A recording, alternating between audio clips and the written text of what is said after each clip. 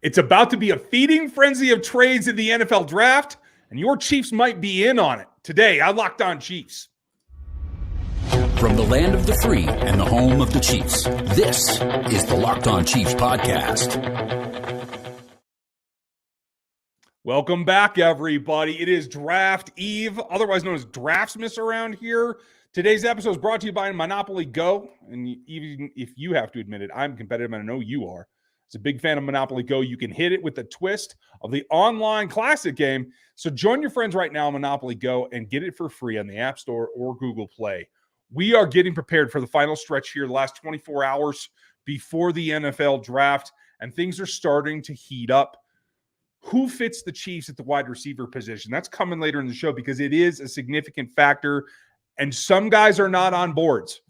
The offensive tackles have to be a match. They have to be able to do what the Chiefs need them to do. Who fits that? That's coming up next. But right now, currently, there's a lot of rumors swirling that we're going to get to about where and who and how the offensive tackles come off the board. He's Chris Clark from Chiefs Corner. He's going to give you everything, including what, a 3-round mock right now on the channel? I think that's impressive. Just did another one. Did a 4-round mock draft yesterday. Did a couple trades. Did another one today. Going to have another one, probably a 7-round mock draft tomorrow. May end up getting an extra one in tonight. We'll see. Using a couple different types of boards, just trying to see what's out there and where people think players can go and with their different rankings. So, a lot to get into. I like it. We're going to go over that offensive tackle matchmaking. You guys are going to see my draft board, which is available for free right now on NFL33.com and is free and unlocked, the main post, along with my right hand over there. Dan Harms has his board on there. It's a horizontal board, shows you everything. I have 207 prospects on it. You can get it for free and download it right now at NFL33.com. You can also get the draft guide still. It's over at rogueapc.com. It has everything in it. All my athleticism matrices, all the production and the playmaker indexes, as well as our film grades for all the top players in this draft. You want to have that, especially once the Chiefs start making selections. Where they're going to do that is going to be the question. And we'll run it all down for you. I'll be live on RGR Football all weekend long, as well as dropping our reactions here on Locked On Chiefs and post-day roundups for the draft. So don't miss it all. Like, sub, hit the bell. That's what we do here on the Locked On Podcast Network, your team every single day for free, everywhere, starting here on YouTube and then going out to the audio platforms like Spotify and Apple and everywhere else you can get a free show. You can get us. Check out the actual text link at 816-357-8781, and we're going to get into that.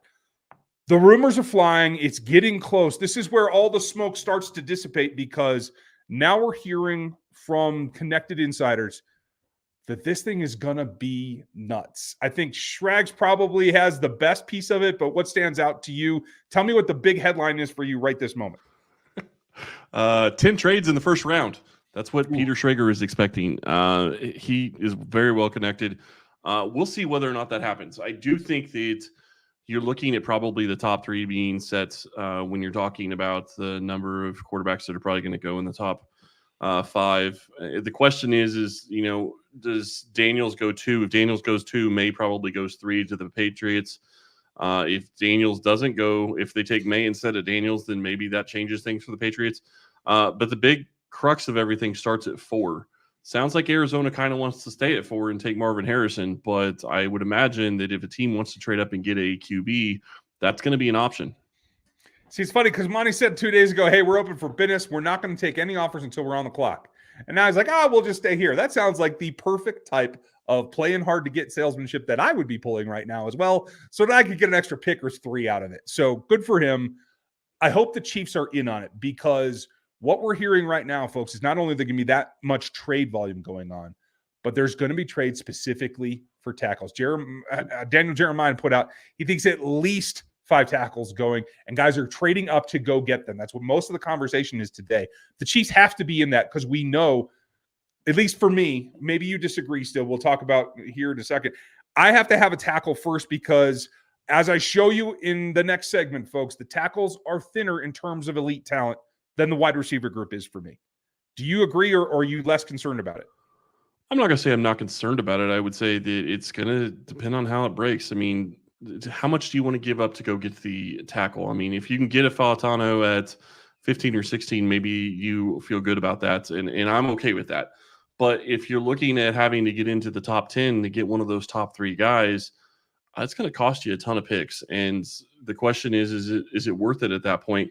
I mean, to me, if you're going to spend that kind of money to go up and get a pick in the top 10, you try to go get the number 1 guy. You go get whoever you think is your number 1 guy, and that's why you spend. If you're getting your second or third guy on your board, you're not trading away a future first-round pick to do that. That's my opinion on it. So to me, this means that Kansas City is probably going to be picking at least in the mid-20s to 32 somewhere and trying to get a tackle at that point. And it's probably going to be one of this bottom second tier, maybe even top third tier guys that they would have to go with if they're going that direction. But it does sound like offensive tackle is going to be a huge run. And unless you're going to trade up, you're not going to get one of those top 3 guys. And you may not even get one of the top tier 2 guys. You may not, but I will say this. I'm of the mind here that it's the volatility that I think is probably the biggest thing for me, because yes, it's about Arizona. I certainly agree with that, but it's not the only thing. Arizona's going to be there. Then come the Chargers. The Chargers don't need a quarterback. They're not taking one of them. And honestly, let's be real. Jim Harbaugh doesn't want a receiver. He couldn't care less. He's got whatever talent he's got, and he wants to run the ball. If they don't take a tackle because they have some guys, hey, more power to you, Jim. Good luck. Welcome back to the NFL. Appreciate that. If they feel that their offensive line is intact and they really believe in what they're doing, you could see them trade out of 5. I think it would be a mistake for that organization, but I'm happy to watch them do it. If they do, that's another one that's on the clock. The Giants right behind them at 6 are tradable, in my opinion. I think they have too many things that, especially if they don't get one of the quarterbacks they want, I think they could be coming out. You can buy yourself a pick, is my point. Yeah, and I saw somebody say that the Giants love Penix, and if they have to stay at 6, they would consider taking him at 6. I think that's nuts. I think that's crazy. But anything like that happens is just going to help Kansas City. Whether or not they're able to get a guy like Joe Alt, that's not really where I'm going with this. But a guy like Penix, who probably shouldn't go until maybe the bottom of the first round, if even then, going top 6. What was that? Disagree.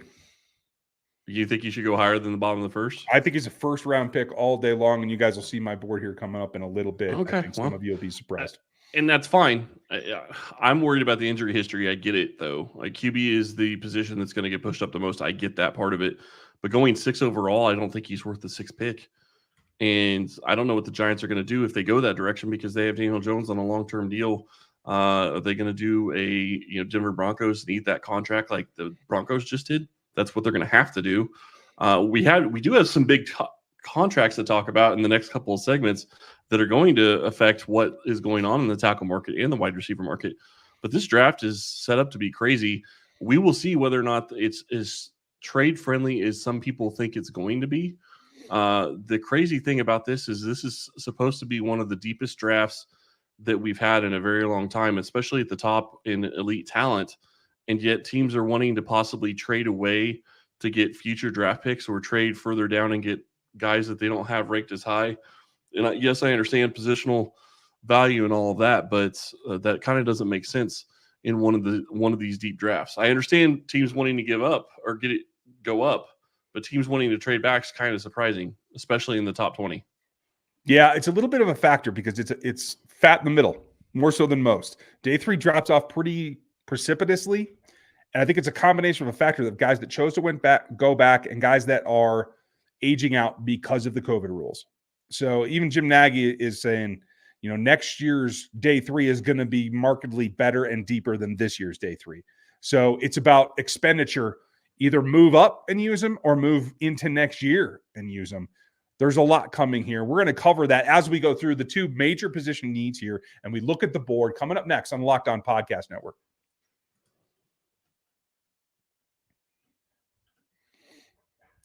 The NFL draft is the perfect time to compete, and if you are like me, you're a competitor. Get in there and get in the mix. All you have to do, especially if you're a fan already of Monopoly, is go get Monopoly Go. I'm sure you've heard of it. It's been downloaded 150 million times, and it's a great twist on the old Monopoly game that you can bet and play hundreds of boards in crazy locations. Build up your own amazing cities that bring you money, and you can get into the action and mess with your pals. It's great because you can charge them up on iconic properties like you can in the classic game. You can go raid their vaults and get all those riches for yourselves, and you can get yourself up on that tycoon board for the Monopoly game. It's not just the competitive side. Everybody loves it. You can team up with friends too, once you beat them up a little bit, I think. And people all around the world can play in time tournaments for huge awards. So get in the game with your friends right now. Go download Monopoly Go for free. It's on the App Store and Google Play right now. And then when you're feeling good about yourself, get into the action where it counts. It's playoff time in the NBA, and the NHL playoffs are rocking right now. Baseball's in full swing, and FanDuel is your place to get in all the action on every single game. Right now, new customers are getting $150 back in bonus bets, guaranteed. It's $150 back, $150 in bonus bets back. Win or lose, doesn't matter. You can bet everything from slap shots to home runs to slam dunks and get it all safe, secure, and easy on the app. What are you waiting for? Get in the action. It's FanDuel.com/lockedon. Make your first bet an automatic win at FanDuel, America's #1 sportsbook. Well, lots come of all the hubbub. I do feel that round 6 and 7 are going to be tight for the Chiefs. I'm surprised they have as many prospects on their board as they do, but Brett Veach was very specific in saying a lot of those guys are UDFAs that I just want to start contacting early. So that tells me they're willing to jettison day 3 picks. It's all about the top 100, and that makes perfect sense to me. That's one of my core philosophies when I set up my board every year. And we want to give you guys a look at it specifically because if the trade values are coming, who are they going up to get? Now, over on NFL33.com, you can go get this super quick and easy, and I think you guys will actually dig it quite a bit. We're going to take a look at the board here coming in just a second. But as you get on to NFL 33, you're going to see what you're looking for. And that is right here in the middle. You can download my board for free as a PDF. You can follow along on draft night and do whatever you want. Dan Harms is here as well as our position rankings, a ton of front office work, as well as everything going into this draft. So get over there and take a look at it. When you do, you're going to find this document. I just want to say, great draft board. I'm not trying to change the subject, but we were talking about offensive tackles, and what I think is driving some of this offensive tackle is something that just happened in the NFL. Penei Sewell just got a 4-year contract, $112 million, $85 million guaranteed. You want to know what's driving this offensive tackle market? Yes, this is a great class, but that's part of what's driving this is look at, and it's not just offensive tackle, but it's offensive guard as well. Center is the only position that really hasn't hit in that regard with all the money that different positions are getting. So you look at this draft board, you look at some of the offensive tackles here, you're in a situation where some of these guys in 4 years are going to be getting huge deals. Sewell's in year 4, going into year 4. So this is it's early. This is early. Yeah, they're getting ahead of it, and I'm totally with you. Let's hope that the center market holds out another 12 months so they can get Creed done. That's $29 million a year. No, $28 million a year. I apologize. Still, I'll whistle just the same. It doesn't matter. Yeah. Good Lord. Well, and they're doing it early, so that's a discount. Sorry. Yeah, exactly. And that's where all why this is going. Reloading the offensive line and not going the necessarily pathway that they've used before in trying to get free agent veterans on short contracts. That's going to get more expensive as a result as well. So you want to head that off. When you get to NFL33.com, you'll find this right at the front. You can download it. It's a PDF, super simple. You can open it on your phone or anywhere else that you are. But what you'll see is a couple of landmarks here. I tier it out by round, and then within the first and second rounds, I have it tiered out by groups and into thirds. And so you get a general idea of who's ranked where. Along the left-hand side is the rounds. Along the bottom is the total number of prospects I have a draftable grade on at that position group. And then on the right-hand side is the total by round. So you can always find that. I'm showing that to you now because we're going to zoom in here as we're going to look at the specific categories that we are looking for and most interested in. I have to be real.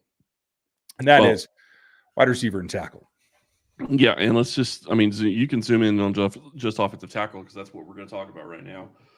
This is a situation where if there's 5 that go in the top 20 to 22, you're sitting in a situation where probably at least the top 4 on your board are gone, along with J.C. Latham, who I know we've talked about at times. You see as a guard.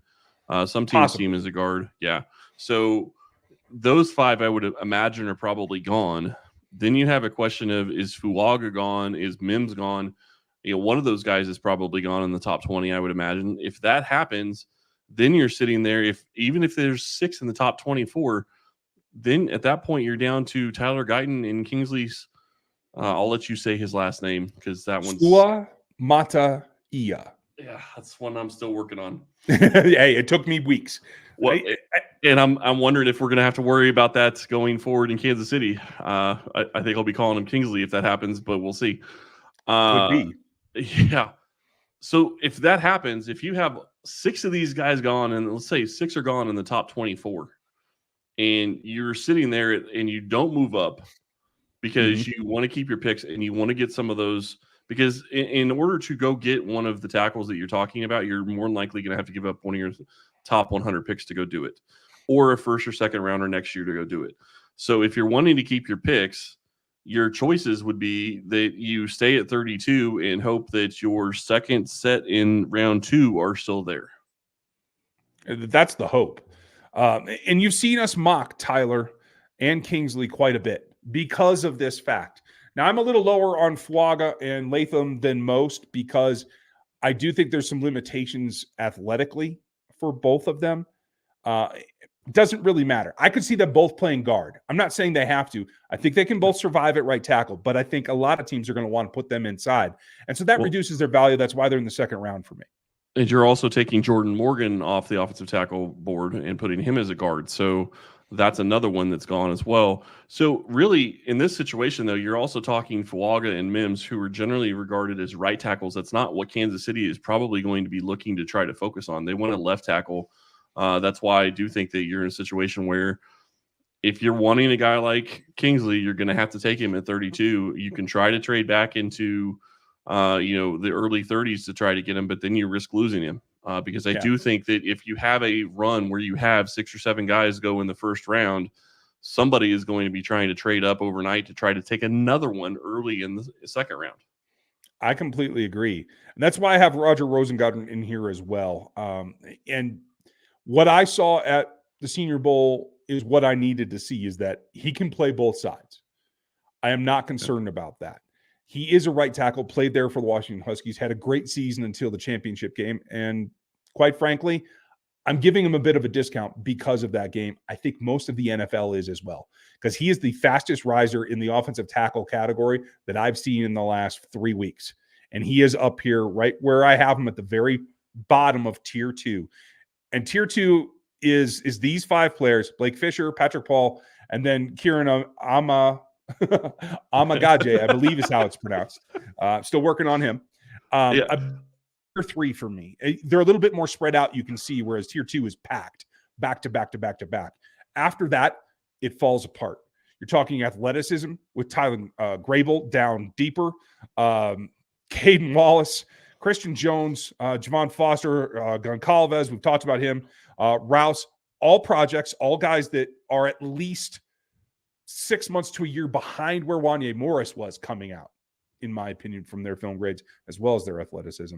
And then you get into the long shots. Theo Benedict, I've seen part of a game because he plays in Canada. It's impossible to get film. Emery might be the only guy in draft world that can get that. I cannot. But that's how thin it gets on day 3. So even more so, we'll talk about the receivers coming up here, and you can probably see just from the stack. It is thinner at the top. It has to be more important at the top because it's thinner down below. That's what I mean to say. After tier 2, there's a lot more risk. So I have 9 guys in tier 1 and 2. Sell out, do whatever you got. Chiefs have to have one of those guys, in my opinion.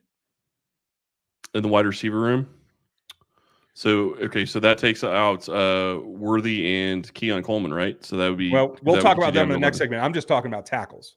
Oh, I'm sorry. I apologize. You said 9. You just mentioned wide receiver. I apologize. So really quick. Okay, so you see Rosengarten as a guy that can be left or right. Yes. Blake Fisher, in your mind, is a left tackle. Is that correct? I actually think I'd leave him at right, is what I would do. Paul could be left. Kieran can be left. Yeah, and Patrick Paul is going to be more of a left tackle project. The one last question I have for you is, how many times did you have to look over your spelling on some of these names? I use several sites to help me do that, as well as my in-house proofreader, thanks to my wife. So yeah, no guarantees, but it looks like we're in pretty good shape. We're going to get there. Fair enough. That said, we got to talk about the wideouts as well. One of those guys I think is destined for the Kansas City Chiefs. We'll see how they trade up. I'm anticipating some movement here. Will they do the same for the wide receiver? You got to have the right fit, and it's got to plug into what the Chiefs do. You have to be able to learn the offense. Fit's important. What are they? That's coming up next on Locked On Podcast Network. When you're hiring for your small business, you want to find quality professionals that are right for the role. That's why you have to check out LinkedIn Jobs. LinkedIn Jobs has the tools to help you find the right professionals for your team faster and for free. LinkedIn isn't just a job board. LinkedIn helps you hire professionals you can't find anywhere else, even those that who aren't actively looking for a new job, but might be open to a perfect role. In a given month, over 70% of LinkedIn users don't visit other leading job sites. So if you're not looking on LinkedIn, you're looking in the wrong place. On LinkedIn, 86% of small businesses get a qualified candidate within 24 hours. Hire professionals like a professional on LinkedIn. LinkedIn knows that small businesses are wearing so many hats and might not have the time or resources to hire. 2.5 million small businesses use LinkedIn for hiring. Post your job for free at linkedin.com/lockedonnfl. That's linkedin.com/lockedonnfl to post your job for free. Terms and conditions apply.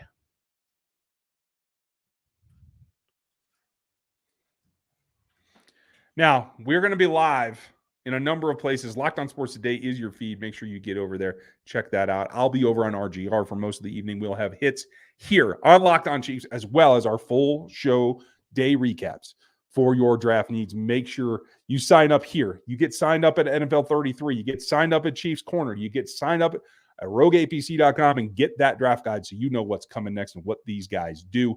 I'm excited about it. It's easy to get excited when you have the talent that you have at the wide receiver level. And we're back on the board here, and it's deep. I am a little bit atypical, and I'm fine to be even different than the NFL is, because Malik Neighbors is rumored to be pushing Marvin Harrison across the league as the guy that's top of more boards. I actually have Rome Odunze at the number one because I think he is the safest pick in this trio. I think no matter what, he is going to be a guy that produces for you at a level that is starter and beyond. Will he be all world that Marvin Harrison definitely has the potential to be? Maybe not. Does he have the explosiveness that Malik Neighbors has? No. But he's crafty. He runs good routes. He is athletically based enough to press defenses deep when he has to and to play underneath when he has to. He's strong. He's resilient. He's happy to perform. He's a competitor, and he'll block the snot out of you. He's a complete receiver where I think there's a couple of gaps for the other two guys, and that's why I have him this way. And really quick, we talk about, the moves that are going to drive this draft and some of the trades that are going to drive this draft. I have to ask this question.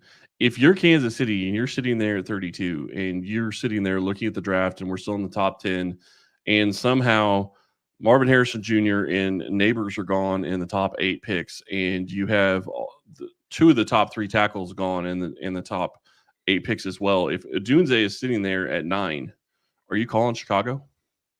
I will have already called Chicago. My guess is if Odunze falls to 9, they're not going to give up that pick. But I will have done that because I'll also be screaming from every rooftop to every team that'll listen that I want a receiver when I don't. Because I think that's like the flashier part. That's the part that I think some teams are willing to give up picks for if you're going to take a receiver. Whereas if they know you're looking for a tackle, I think that changes things. I think that might kibosh a deal or two. So I would definitely be calling Chicago. Fair enough. And it'd be interesting. I'm not sure. I would imagine that they're all gone probably by 9. But with the way that this draft is shaking out and with the way the offensive tackles could go, maybe they won't be. We'll see. It's going to be something interesting to watch. The other thing that really is going to drive some of this wide receiver traffic on, day 1 and day 2 is they just the Lions just gave Sewell that huge contract, but they also gave a huge contract to Amon-Ra St. Brown. What was it? 4 years, $30 million a year, $120 million, I think. I don't know if they're just happy that everyone's in Detroit for the draft or whatever, but folks, make sure you go down and get in front of the stage because they appear to be giving away money to everyone. So get yourself some. I will say this. St. Brown is a fantastic wide receiver. Yep. 4 years, $120 million, $77 million guaranteed. So $30 million a year. It'll be interesting to see the way that that's structured, whether or not it's kind of like the Tyreek Hill deal where there's money at the end of the contract that he'll never see. Difference is he's getting that, I think, at 24, where Tyreek Hill was 27 when he got it. So $30 million a year in 3 or 4 years for wide receiver is probably going to be cheap and probably maybe not even top 10 considering some of the guys that have got to get paid this year in CeeDee Lamb and Jamar Chase and Justin Jefferson. Sorry, I know we're talking about wide receivers in this draft, but it's all being driven by what's going on with the veterans. It is. And I only have 4 in the first round. I think more will go than that, obviously. But in terms of who has holes in their game that I'm more concerned about, there are more. In fact, one has just changed today as we've gotten reports. Adonai Mitchell is coming off of boards completely for some health and some character concerns. I don't have information specifically on them, so he's still in my original position for him. I never had him as a first rounder, but I had him very short in that top 10 of day 2, and that's where he still sits. So is that what your tiers here are? Is top 10 picks in that day for day 2? Yes. Okay. So really, what you're looking at is, especially, and I know we're talking wide receivers, but even if you go back to the offensive tackle market. You're talking Guyton, Kingsley, and Roger being, that middle second tier guys, but those are going to be guys that are probably going to be drafted closer to the first round just because of the fact that you only have so many first round players. And I don't even think, based on your board, it doesn't look like you have anywhere near 32. So you're going to have some of those guys that are going to go in different places. No, I came out a little bit heavier than I usually do, but I only have 21 in the first. And that's true. Grades. That's not where you would have to take them, much like I didn't have Felix as a day 1 grade last year either. Right. And that's exactly the situation that you get into. Yep. And so that's what we talk about when we say, hey, the Chiefs are really selecting a second round player, and that's why. But that's okay. That's the way this game works, is if you're not going to get into the top 20, you're not getting a first round pick.